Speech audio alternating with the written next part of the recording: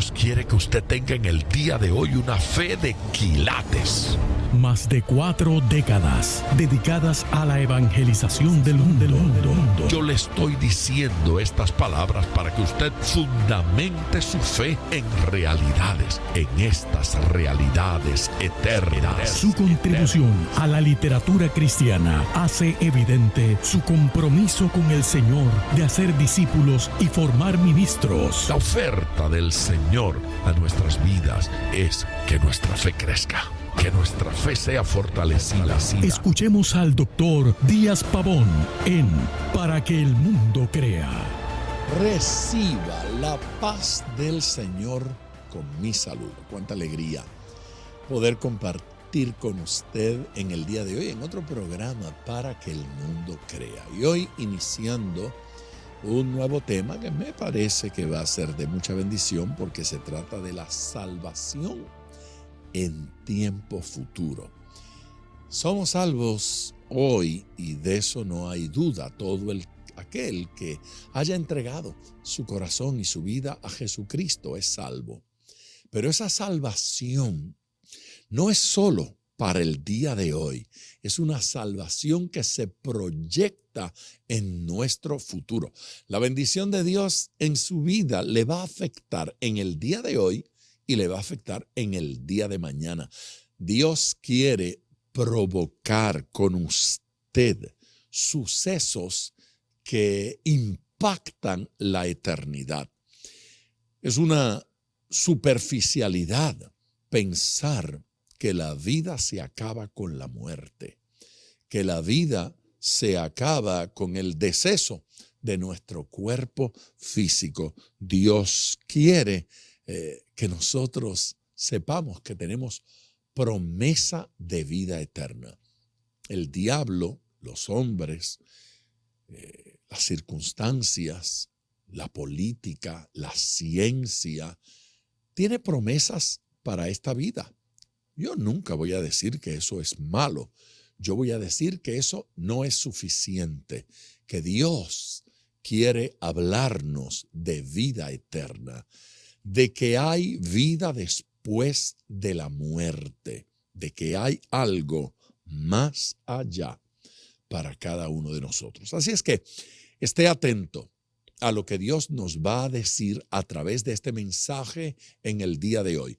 Y si tiene una petición, marque el número que le voy a dar ahora. Es el 305-228-9697. Márquelo o escríbalo. 305-228-9697. Vamos al púlpito. Escuchemos el sermón. Hablé de aquellas cosas que fueron hechas antes para que nosotros hoy fuéramos salvos. Hablé de algo que Dios había hecho desde la eternidad, desde antes de la creación, desde antes de la fundación del mundo. Ya nosotros estábamos en la mente del Señor para ser salvos y pasar con Él la eternidad. ¿A usted le parece emocionante considerar que Dios haya pensado en usted hace tanto tiempo? Eso a mí me parece fascinante, extraordinario. Hablamos obviamente de lo que Cristo hizo muriendo en la cruz del Calvario por nosotros. Cuando no le amábamos, cuando Él no era importante para nosotros, no era importante en nuestras vidas, cuando no hacíamos nada por servirle, Él nos amó y se sacrificó para que fuésemos salvos. Fue tanto lo que Él hizo antes. El pasado domingo continué hablando sobre el tema de la salvación, pero este pasado domingo el enfoque fue la salvación en tiempo presente. La salvación que disfrutamos hoy, eso que el Señor nos ha dado ya y que podemos disfrutar ya y experimentar ya. ¿Cuántos saben que son salvos? El que es salvo ya se enteró. Ya se enteró. Sabe que es salvo. Sabe que fue absolutamente sincero en su oración. de arrepentimiento y de entrega al Señor, y sabe que el Señor cumple lo que promete. Y porque el Señor cumple lo que promete, si yo respondo a lo que Él dice, yo tengo razón para creer que en efecto soy salvo. Ocasionalmente yo escucho cosas en sermones, algunas de las cuales me suenan hermosas. Es más, algunas de las cuales me provocan decir amén. Solo que cuando las pienso un rato, digo amén con aclaración. ¿Sí? Por ejemplo, hay quien dice, la gracia de Dios es irresistible. Nadie la puede rechazar. Y me da un deseo de decir amén. Pero luego encuentro a tanta gente que rechaza esta gracia y que le niega su corazón a la gracia divina. Y no es Dios culpable de eso. Corazones que deciden rechazarlo. En alguna ocasión el Señor Jesús invitó a alguien. ¿Recuerdan aquel que llamamos el joven rico, aquel hombre joven que tenía muchas posesiones? Llegó a Jesús preguntándole lo que tenía que hacer para ser salvo, para merecer, para recibir, para entrar al reino de los cielos. Y Jesús le dijo, y acordaron algunas cosas. ¿Tú conoces la ley? ¿Qué dice? Bueno, haz eso y vas a vivir. Una cosa te voy a decir que hagas. Todo lo que tiene, véndelo y dalo a los pobres. Pero el hombre tenía muchas riquezas y dijo, no, eso no. No, Señor, no seas tan exigente. No pidas tanto. Y la Biblia dice que se fue triste y que el Señor también lo vio ir. Y quedó el Señor triste. Jesús quería que ese muchacho lo conociera. Jesús quería que ese muchacho lo experimentara. Entonces hay quien dice, pero es que Jesús pidió mucho. No le debió haber pedido todo lo que tenía.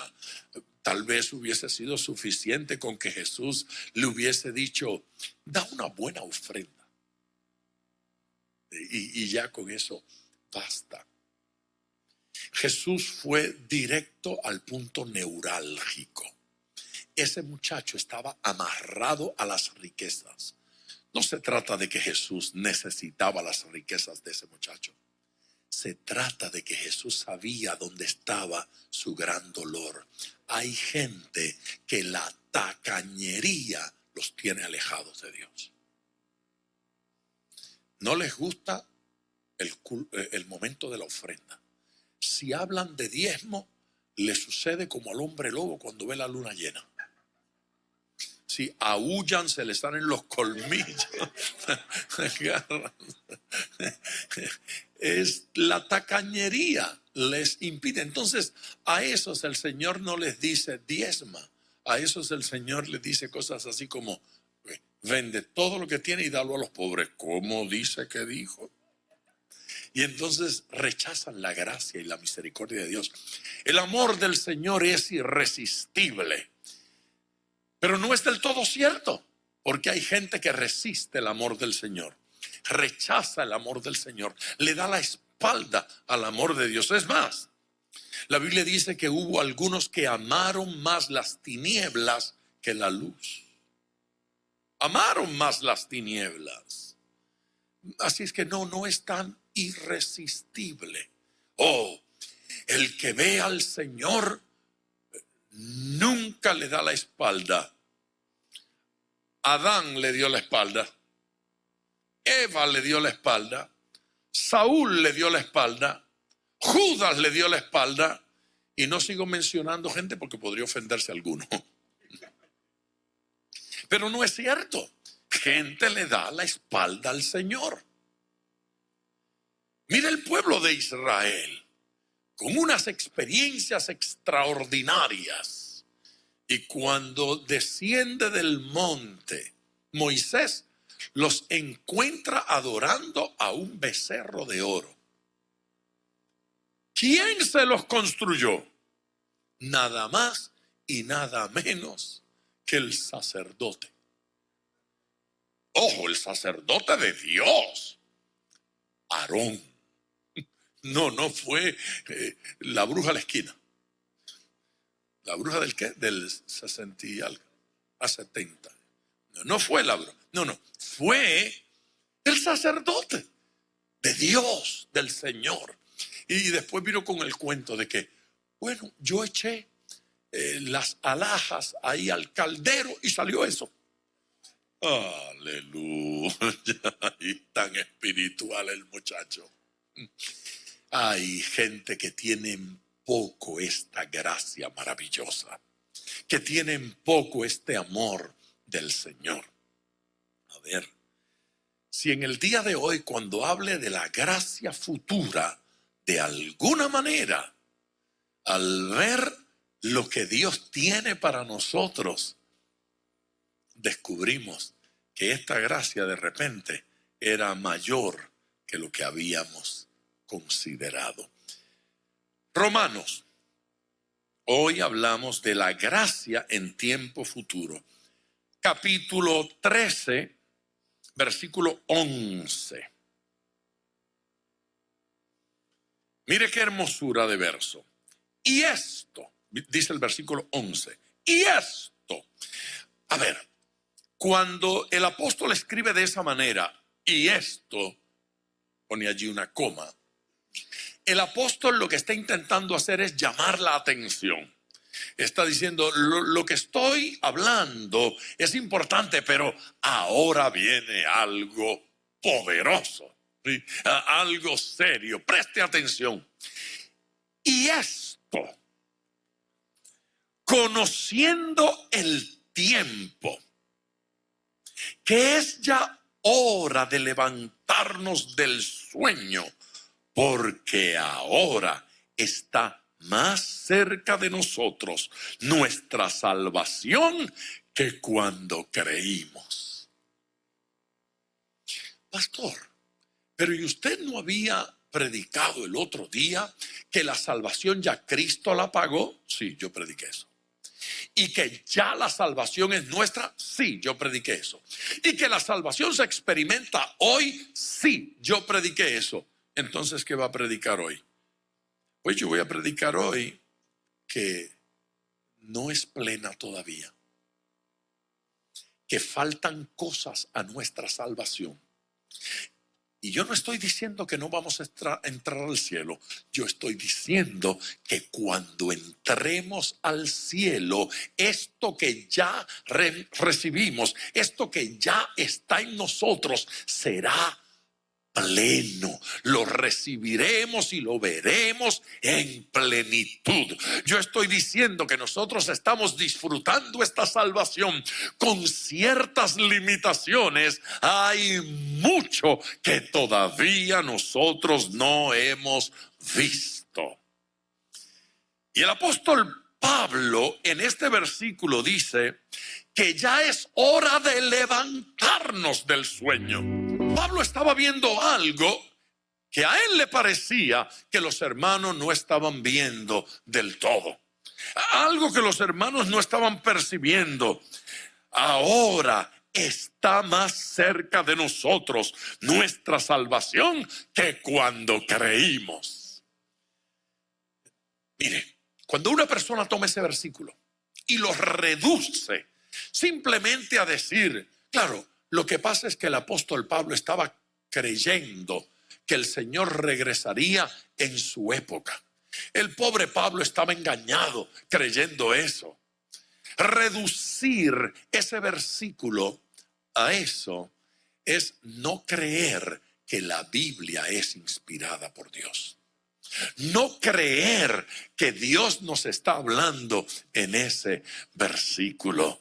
Créame, Dios quiso que eso estuviera allí y Dios quiso que nosotros lo recibiéramos. el apóstol Pablo estaba consciente de que la venida del Señor habría de ocurrir en cualquier momento. Con eso hay una enorme guerra. ¿Cómo que viene pronto y no ha venido todavía? Es verdad. La pregunta es justa. La pregunta es propia. La pregunta es válida. Pero aclaremos un par de puntos. ¿Se da cuenta usted que esa no es la única promesa de Dios que ha tomado siglos cumplirse? Número uno. Número dos, ¿se da cuenta usted que el que está declarando que ha de venir pronto lo está haciendo en un contexto de eternidad? Claro, yo entiendo. Cuando una persona no es eterna, 2000 años le parece mucho tiempo. Pero cuando el que lo declara es el eterno, cuando el que lo declara ha vivido desde siempre y vivirá por siempre, y la historia es una realidad presente en él, lo mismo le da mirar hacia atrás al día de la creación que mirar hacia adelante millones de años. Para él no hay preocupación de tiempo. Vengo ya mismo. Y ya mismo llega y no está ni su tatarabuelo. Usted sabe que ese versículo para Einstein no era un escándalo, porque él tenía una conciencia extraordinaria de esa curva en el tiempo, que si nosotros fuésemos capaces de tomarlo, él hablaba de un año luz y decía, si usted se va en un cohete que viaje a la velocidad de la luz durante un año y regresa aquí en la tierra, va a encontrar a sus bisnietos. Pero usted estará como que le pasó un solo año. El hombre andaba en una comprensión del tiempo que supera a lo que nosotros comprendemos. Pero Cristo tenía una comprensión mayor a la de Einstein. Ve, para Einstein, un año luz era igual a veintenas de años en la tierra, pero para Dios un día es como 1000 años. Dios ha visto cosas que nosotros no hemos visto. Entonces Él puede decir, vengo ya, y llegar 2000 años después. Lo que el apóstol vio fue que esa salvación, eso que vamos a recibir, está más cerca de nosotros que ayer. Está más cerca de nosotros que el día en que Cristo murió. La muerte de Cristo acercó esa realidad a nosotros. Nuestra conversión acercó esa realidad a nosotros, y nuestra fe la hace palpable. Casi podemos tocar esa experiencia de eternidad. Aquí hay alguien que le pueda dar gloria a Dios. La declaración de Pablo debe provocar dos cosas. Número uno, traer consuelo. Está más cerca. No falta tanto.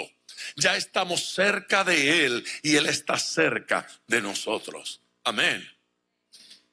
Y lo segundo, el versículo provoca un grito de urgencia.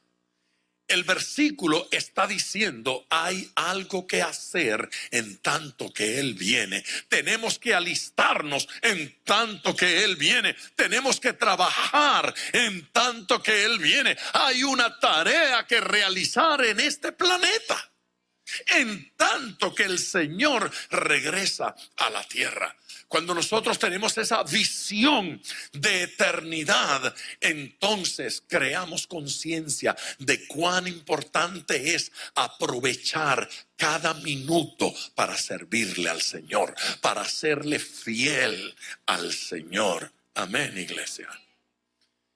Jesucristo, hablando en el capítulo 12 del Evangelio según Lucas, versículo 54. Mire el reclamo de Jesús en cuanto al tiempo, reconocer este tiempo.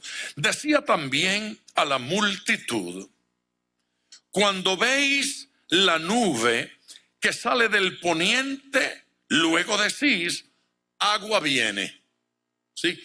Cuando el poniente, el poniente siempre está del mismo lado, sale por el este y se pone por él. Así es que el poniente es el oeste. Y dice el Señor, bueno, cuando ustedes ven la luz, la nube que sale del poniente, decís, agua viene. En una palabra, va a llover. Mire, el otro día yo estaba en una entrevista de radio y eso fue en Puerto Rico.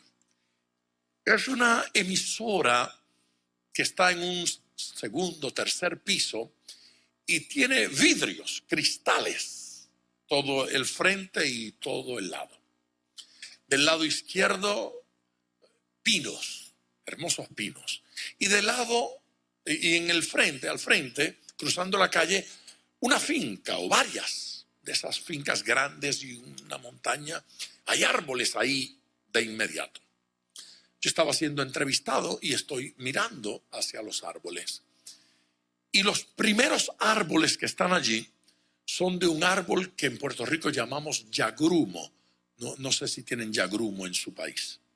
El yagrumo tiene una hoja muy grande y por la parte superior es verde, pero por la parte inferior es blanca o plateada.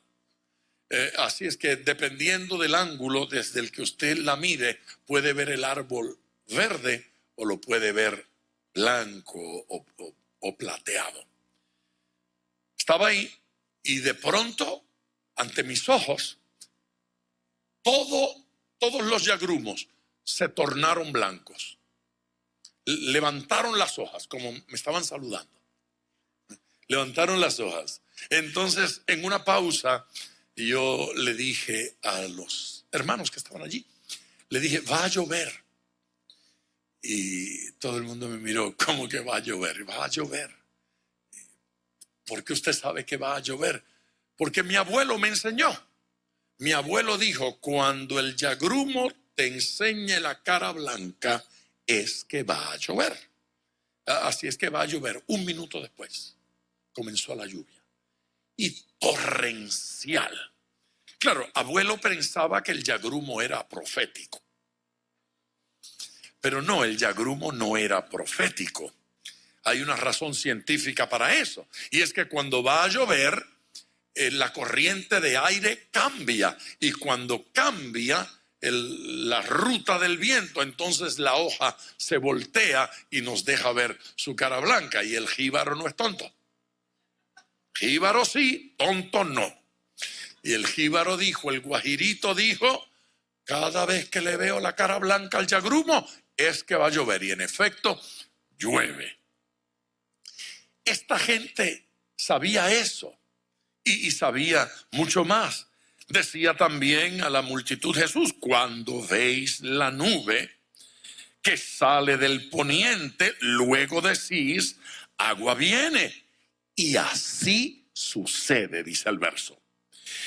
Y cuando sopla el viento del sur, decís, hará calor. Y en efecto, los que vivimos de este lado del Ecuador, cuando el viento sopla del sur, trae calor. Si sopla del norte, son vientos que vienen del polo, entonces trae frío. Y el Señor dice, ustedes saben cuándo va a llover. Y ustedes saben cuándo va a hacer calor. Y luego de decir eso, que suena tan simpático, se suelta un grito. Y dice, hipócritas. Hipócritas. Sabéis distinguir el aspecto del cielo y de la tierra, y cómo no distinguís este tiempo. Ustedes saben interpretar ¿Cuándo va a llover? Entender el mensaje del cielo, del espacio, de la tierra. ¿Cuándo va a hacer calor? ¿Cuándo va a llover? Pero ustedes no pueden discernir el tiempo en el que estamos viviendo. ¿De qué tiempo estaba hablando Jesús? ¿Qué cosa ellos tenían que entender? Por siglos los profetas habían estado diciendo que el Cristo habría de venir. Por siglos los profetas estaban diciendo cómo habría de venir, de dónde habría de venir, qué cosas iba a hacer. Los profetas habían dicho que el Cristo habría de sanar a ciegos de nacimiento. ¿Se da cuenta usted que ni un caso en todo el Antiguo Testamento hay un ciego de nacimiento que fuese sanado? Ni uno. En el Antiguo Testamento hubo leprosos que fueron sanados. En el Antiguo Testamento hubo muertos que resucitaron, ¿cierto? En el Antiguo Testamento sucedieron muchísimos milagros. Ni un solo caso de un ciego de nacimiento. ¿Sabe por qué? Porque eso era un milagro mesiánico. Eso era un milagro que habría de caracterizar al Cristo. El Cristo habría de dar vista a los ciegos.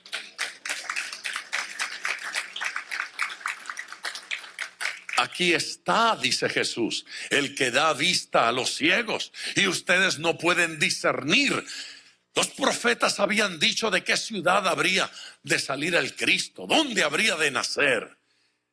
Y tú, Belén, Éfrata, sí, la pequeñita, la insignificante, de ti saldrá el Cristo.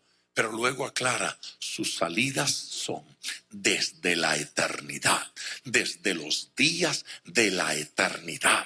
Aunque lo viste nacer en Belén, es bueno que sepan que es eterno. Él es el eterno, Él es el que siempre fue. Aleluya. Jesús está diciendo, están viendo el cumplimiento de la profecía en mí y ustedes no logran discernir que yo soy el Cristo. Ustedes no logran discernir que he venido para salvarles, que he venido para resolver el mayor problema que los seres humanos tienen. Se llama pecado. El problema no se llama finanzas. El problema no se llama salud, el problema se llama pecado. Iglesia, por favor, dele gloria al Señor. Jesús estaba exigiendo que ellos pudieran distinguir o discernir los tiempos. Los que estaban antes de él y ahora el tiempo de su presencia. Pero él fue levantado al cielo y en el proceso de irse los ángeles llegaron para dar otra palabra. Interesante mensaje a este que están viendo ustedes, este Cristo que ustedes ven levantarse. Así como lo veis irse, lo veréis venir. Él va a regresar y ahora estamos en ese compás de espera por el cumplimiento de la palabra profética. Ay, pastor, pero van 2000 años. Sí, pero no son 2000 años de distancia, son 2000 años de cercanía. Ahora estamos 2000 años más cerca de la venida de Cristo. A fin de cuentas, desde Génesis 3:15, donde se promete el Mesías, hasta el cumplimiento, pasaron mucho más de 2000 años. Allá hubo más distancia, pero se cumplió. Nadie lo creía, pero el Señor había dado detalles y se cumplió en Cristo. Es muy difícil que algo como que va a nacer en Belén se cumpliera. Se cumplió en Cristo. que fuese descendiente de David se cumpliera. Se cumplió en Cristo. Que sanara a los ciegos, que resucitara muertos, que limpiara leprosos. Se cumplió en Cristo. Que tuviera muerte en cruz y contado con los criminales. Lo dijo Isaías, se cumplió en Cristo. Pero lo mayor aún, que al tercer día resucitara de entre los muertos, se cumplió en Cristo. Bien fuerte ese aplauso al Señor.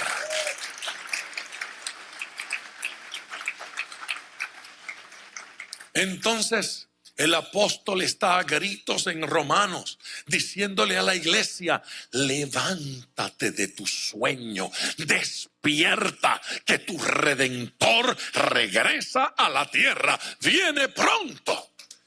Criticamos a los que no lo entendieron cuando él estaba allí. ¿Cómo esa gente pudo haber sido así? Vamos al desierto con Israel y los criticamos. ¿Cómo pudieron dar la espalda? Y luego nosotros hacemos exactamente lo mismo. También nos dormimos, también entramos en distracción, también quitamos nuestros ojos del Señor. En la primera carta del apóstol Pedro, veamos que esta salvación que hemos recibido plenamente va a manifestarse en el futuro. Capítulo 1, versículo 3. Bendito el Dios y Padre de nuestro Señor Jesucristo, que según su grande misericordia nos hizo renacer para una esperanza viva. ¿Cómo es nuestra esperanza? Nuestra esperanza es viva, no es infundada. ¿Es qué? Diga conmigo, es viva. Para una esperanza viva por la resurrección de Jesucristo de los muertos. Eso merece una alabanza. A ver, el versículo dice que nuestra esperanza es viva y está fundamentada en el hecho de que Jesucristo resucitó de entre los muertos. Y sigue diciendo, para una herencia. Amén. Tenemos una esperanza viva y se fundamenta en el hecho histórico de que Cristo resucitó. ¿Cuántos saben que Cristo resucitó? Entonces, si Cristo resucitó, nuestra esperanza tiene base, tiene fundamento. Y dice, para una herencia. Así es que tenemos una herencia que es, dice aquí, incorruptible, incontaminada e inmarcesible. ¿Qué es incorruptible?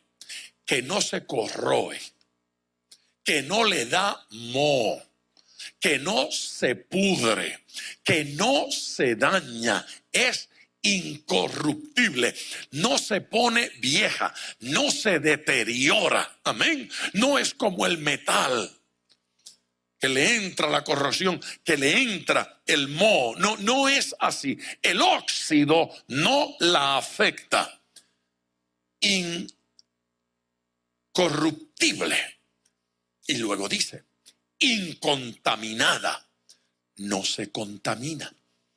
Esa herencia que tenemos en el cielo no se contamina.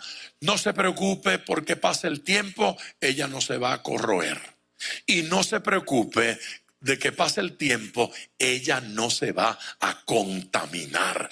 No se contamina. Y luego añade, inmarcesible. ¿Qué es inmarcesible?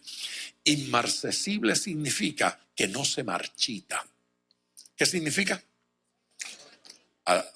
Una esa palabra a su vocabulario. Inmarcesible, no se marchita. Esta descripción la toma del reino vegetal. Las hojas, las flores las plantas, los árboles se marchitan, pero la herencia que usted tiene en Cristo no se marchita nunca. De regreso con ustedes ya en tiempo de oración. Llegó el momento en que vayamos delante del Señor. Yo creo que Dios le ha hablado a través de este mensaje, la primera parte del mensaje, salvación en tiempo futuro, salvación aquí y salvación para los años por venir. ¿Sabe qué? Si tiene una petición, por favor, llame. Este es el momento de hacerlo. El número es el 305-228-9697. Señor, yo te doy gracias por toda la gente que se está comunicando en el día de hoy, por los teléfonos que están y han estado sonando. Gracias, Señor bueno, porque has tocado los corazones, has ministrado a las vidas. Señor, el toque de tu mano produce cambios, produce transformación. Gracias, porque el toque de tu Espíritu Santo nos hace diferentes, nos hace nuevas criaturas.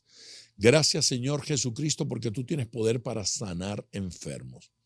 Yo sé que hay una guerra extraordinaria en este tiempo en contra de la fe, en contra de tu palabra, en contra tuya, hombres y mujeres que se convierten gratuitamente en enemigos tuyos y atacan, Señor, nuestras convicciones. Pero ¿cómo negar la realidad de tu amor?